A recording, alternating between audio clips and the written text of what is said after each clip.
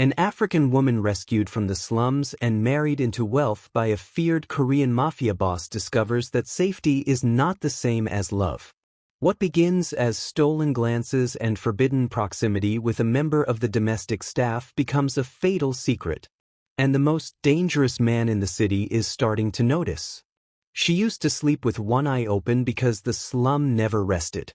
At night, the sounds blended together, distant shouting, metal scraping concrete, footsteps that could mean hunger or danger or both. Hunger screamed louder than fear, and survival was the only language anyone spoke.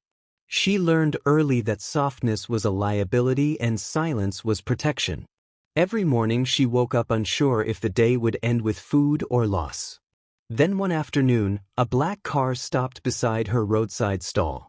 It didn't honk. It didn't idle loudly. It simply arrived, like it had always been meant to be there.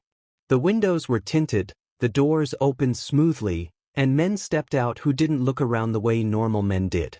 They already knew where they were. One of them asked her name. Another asked her age. A third watched her like she was an object being evaluated, not a person being addressed. She never understood which answer changed her life. All she knew was that within an hour, she was sitting in the back seat, hands folded in her lap, staring at a city she had never been allowed to imagine entering. By nightfall, the slum no longer existed in her world. People said she was chosen, saved, blessed. They said God had remembered her. They said this was how miracles happened. No one asked what choice she had. She was taken, dressed, trained, and married within weeks. There was no courtship, no romance, no confusion about expectations. She was told what to wear, how to speak, when to smile, and when silence was required. Her life became a schedule written by other people. The wedding was quiet, expensive, and efficient. Cameras were not allowed. Names were not mentioned. Only agreements were made. The mansion she moved into was massive, cold, and perfectly controlled. Every surface reflected light. Every corner was clean. Every sound echoed just enough to remind you where you were. Nothing felt accidental. Everything shined, everything worked, everything obeyed, including her. Her husband was known as Mr. June. The name carried weight long before she learned what it meant. People lowered their voices when he entered rooms. Men stood straighter. Women avoided his eyes. He was not loud, not cruel in obvious ways, not prone to unnecessary displays of violence. That made him more frightening. His calm felt permanent, like something that would still exist after everything else collapsed. He rarely touched her. When he did, it was brief and distant, like a task to be completed rather than a moment to be shared. There was no tenderness, no curiosity, no urgency. She learned quickly that intimacy was not a need for him, it was a reminder of ownership. He provided everything: security, wealth, status. Affection was not part of the arrangement. "You are safe here," he told her more than once. He said it like a promise and a warning at the same time. She believed him. She was safe from hunger, safe from the streets, safe from uncertainty. But safety slowly became a prison she wasn't allowed to name. Days blended together. She learned the house, the staff, the routines. She learned which rooms were watched more closely, which hallways were rarely used, which hours felt most exposed. Loneliness didn't arrive suddenly. It waited patiently. Then it began to ache in quiet moments, in mirrors, in long afternoons with nothing expected of her except presence. She noticed him on a Tuesday, the day the house smelled like rain and polished wood. The scent drifted through the corridors after a brief storm, mixing with cleaning products and fresh flowers. He was part of the domestic staff, one of many, dressed simply, moving efficiently, blending into the background the way he was meant to. But when she passed him in the corridor, there was a pause. Just half a second too long. It was enough to make her aware of herself. The second time she noticed him, he was arranging flowers in the east wing.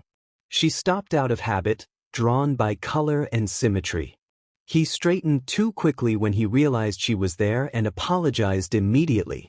His voice was low, careful, controlled. Not fearful but restrained. She should have nodded and walked away.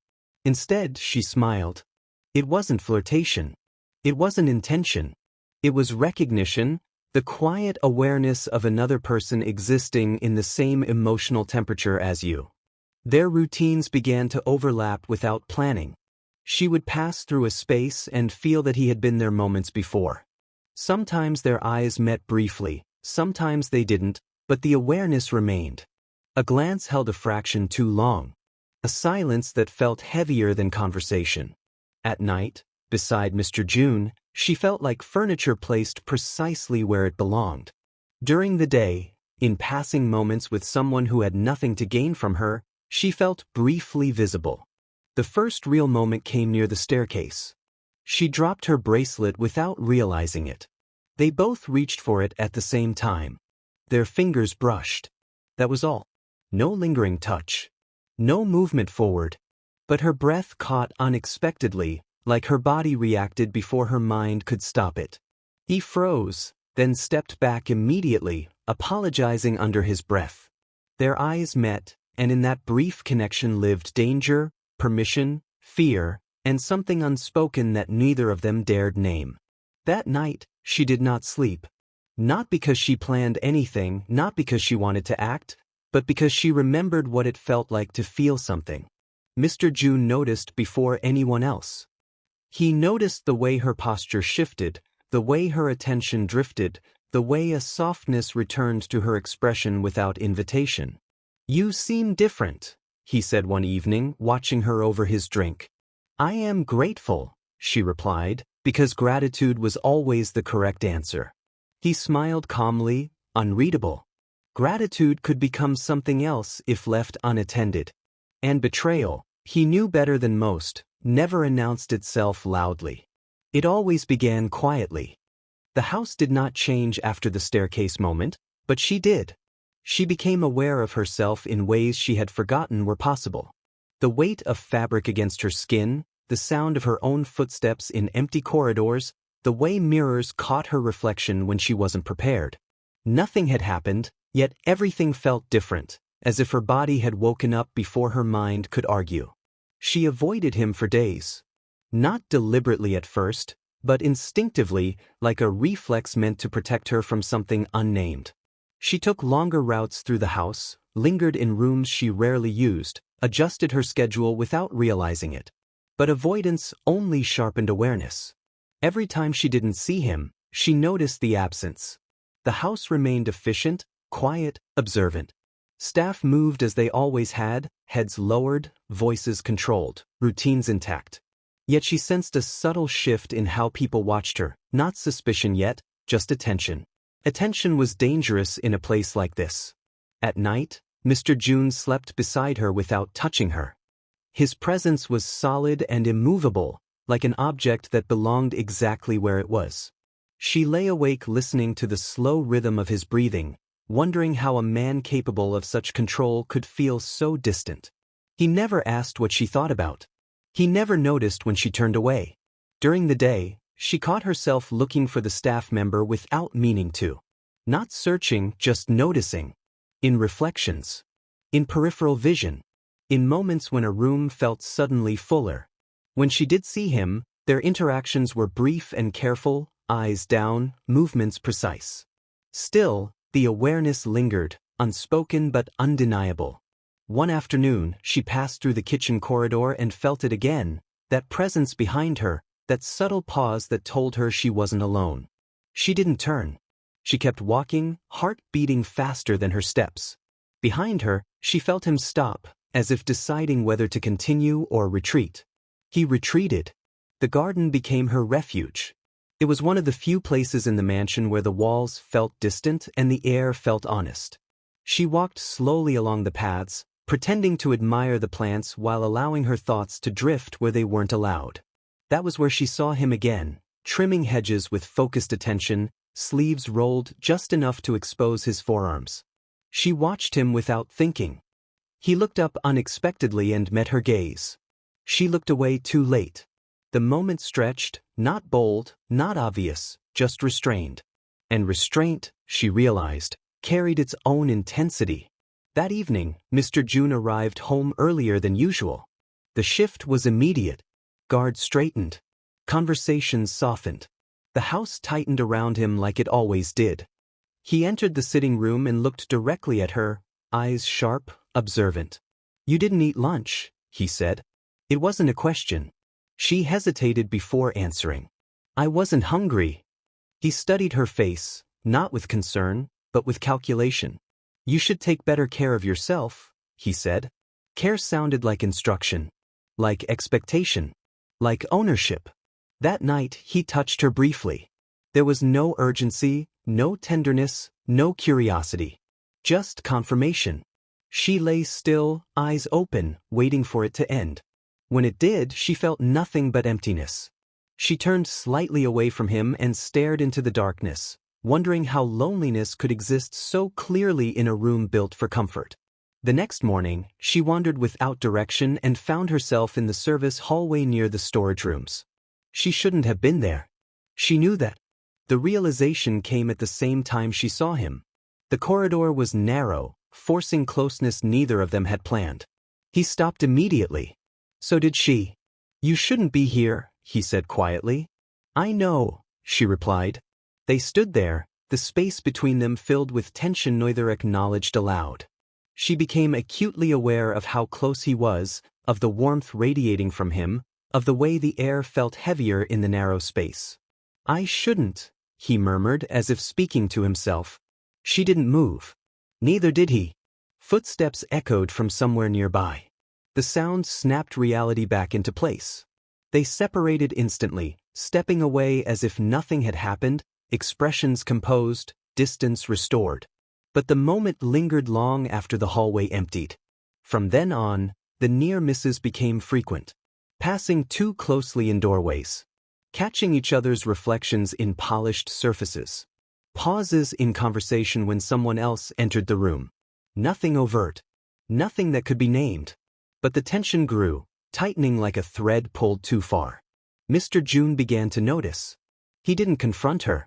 He observed. He adjusted schedules subtly. He asked questions that sounded casual but weren't.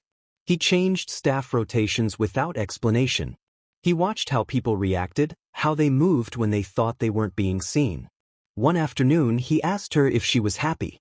"Yes," she answered immediately. He nodded slowly, studying her face. "Good."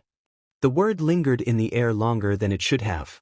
That night, she stood alone on the balcony overlooking the city.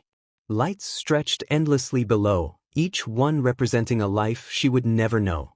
She wrapped her arms around herself, torn between fear and longing, between loyalty and a quiet hunger she didn't know how to silence. Behind her, the house remained silent, but it no longer felt neutral. It felt aware. Somewhere inside it, a secret was forming, not spoken, not acted on, but growing nonetheless. She understood then that danger didn't always announce itself with violence. Sometimes it arrived slowly, disguised as comfort, disguised as attention, disguised as feeling alive. And the most dangerous thing of all was not what she wanted, but what might happen if someone else decided to uncover it. By the time the third week passed, the house no longer felt like a place she lived in. It felt like a presence. It listened. It remembered. It reacted. She could sense it in the way footsteps slowed when she entered a room, in the way conversations softened and then stopped. Nothing obvious had happened, yet something had shifted, and everyone seemed to feel it. She learned to control herself better. She practiced calm in mirrors, measured her expressions, slowed her movements. If fear had taught her anything in the slum, it was how to disappear in plain sight. But control did nothing to quiet the restlessness beneath her skin. Loneliness had sharpened into something that demanded attention. Her interactions with the domestic staff member became shorter and more deliberate. No lingering. No unnecessary proximity.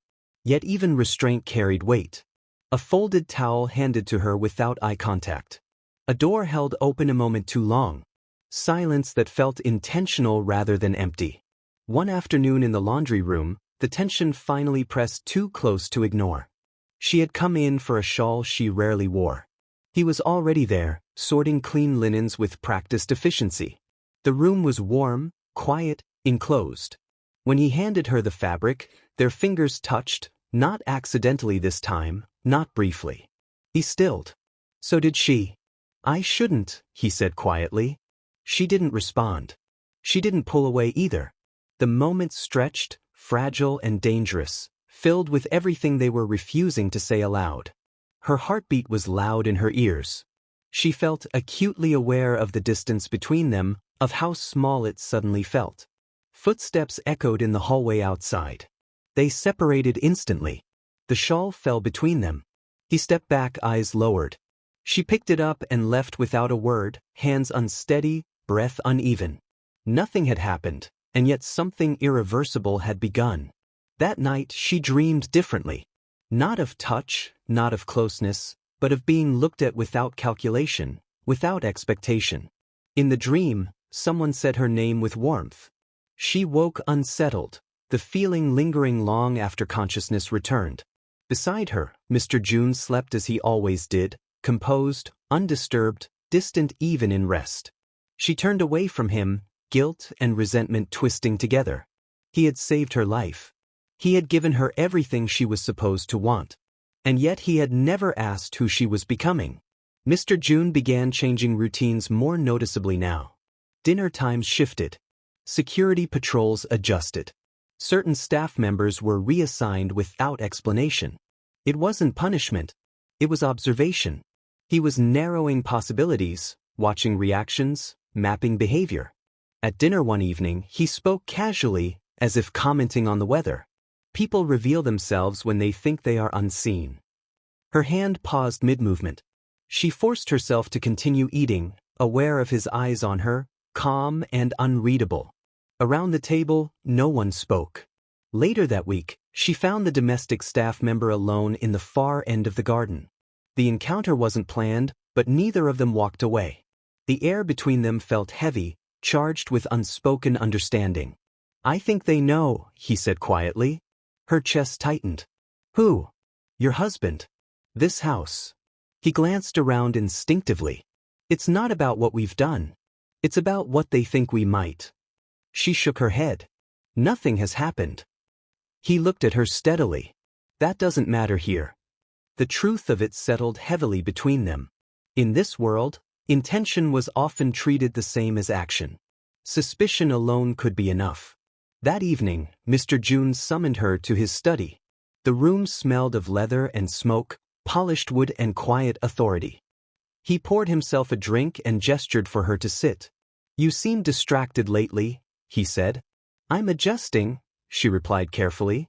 He studied her for a moment, then stood and walked closer, stopping just far enough away to avoid touch.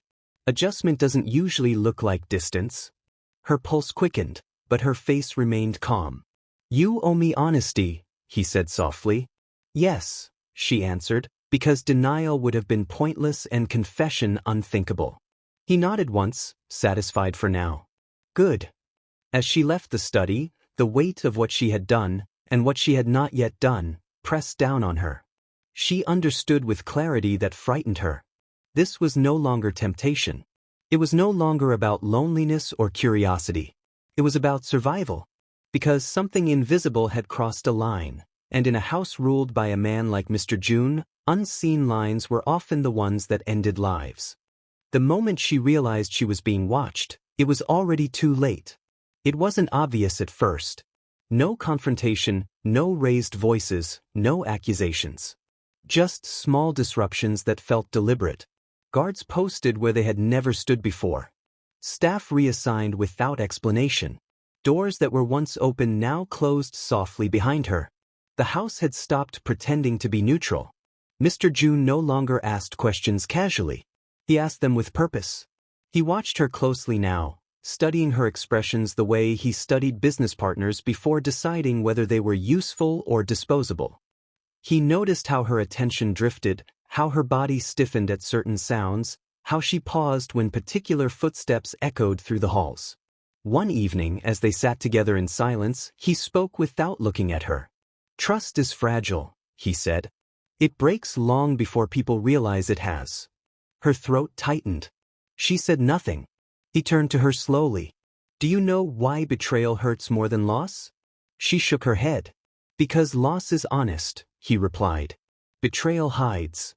That night, sleep refused to come. Fear pressed against her chest, heavy and relentless.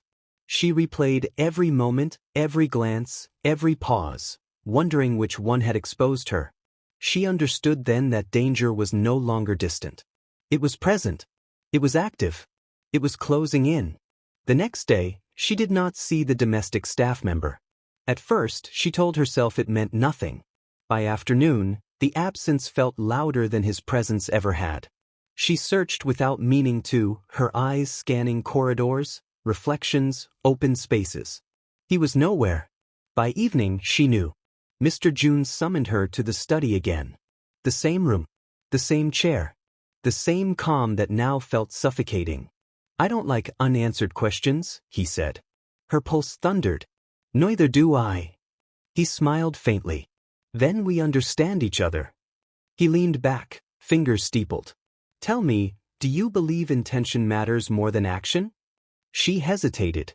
I think both matter. In my world, he said evenly, intention is enough. The air felt heavier. I gave you a life, he continued. I took you from nothing and placed you where no harm could reach you. I know, she whispered, and yet something has changed. She felt the moment stretch, thin and dangerous. Lies would no longer protect her. Truth might destroy her. I was lonely, she said. Mr. June studied her, not with anger, but with calculation. Loneliness is not an excuse, he said. It is a weakness. I never intended to betray you, she added quietly. That doesn't matter, he replied. You allowed something to exist that did not belong to you. He stood. Love does not keep people alive, he said. Fear does. She was dismissed without another word. She never saw the domestic staff member again. There was no explanation, no announcement. He simply vanished from the house, erased as if he had never existed.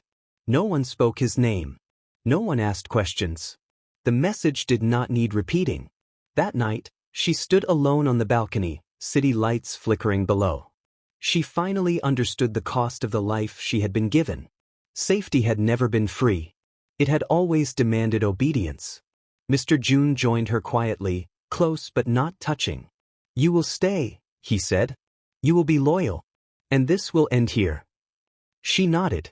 Inside, something hardened. She was alive. She was safe.